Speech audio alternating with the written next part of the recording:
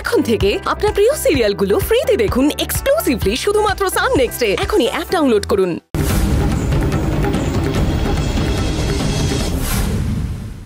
মঞ্জু,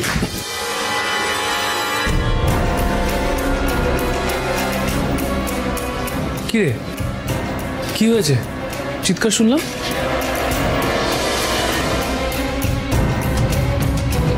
কি হাতে রক্ত কেন? হ্যাঁ এই মঞ্জু, কি কি হয়েছে নাকি? কি দাদা, কি হয়েছে? কি হয়েছে দাদা? বিশ্বাস করো, আমি কিছু করিনি।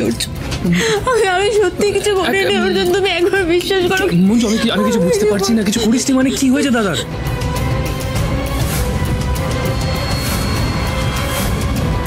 তারপর নিচে এসে দেখি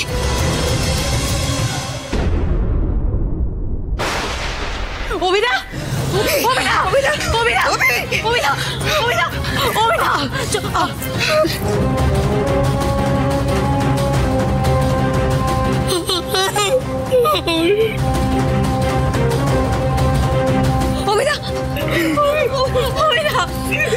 এই মঞ্জু, এদিকে এসো।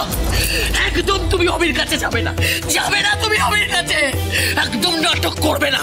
আজকে তোমার জন্য এটা হয়েছে, আজকে অমির এই দশা হয়েছে তোমার জন্য। আমি তো অভিদাকে বাঁচাতে চেয়েছিলাম। আমি তো নিজের চোখে দেখলাম কিরকম বাঁচাতে চাইছিলে তুমি। ও বারবার বলছিল যে এগিও না, এগিও না, এগিও না, আর তুমি জোর করে এগিয়ে যাচ্ছিলে।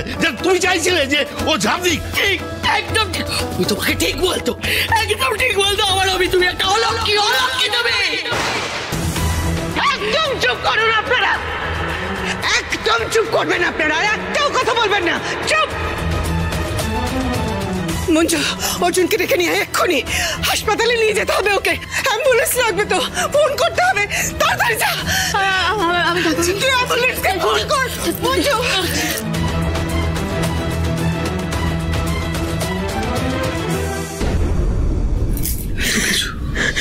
তুই কিছু হয়ে গেল আর তোরা কেউ আমাকে জানালি না? বিশ্বাস করো অর্জুন, সেই সময়টা পাইনি।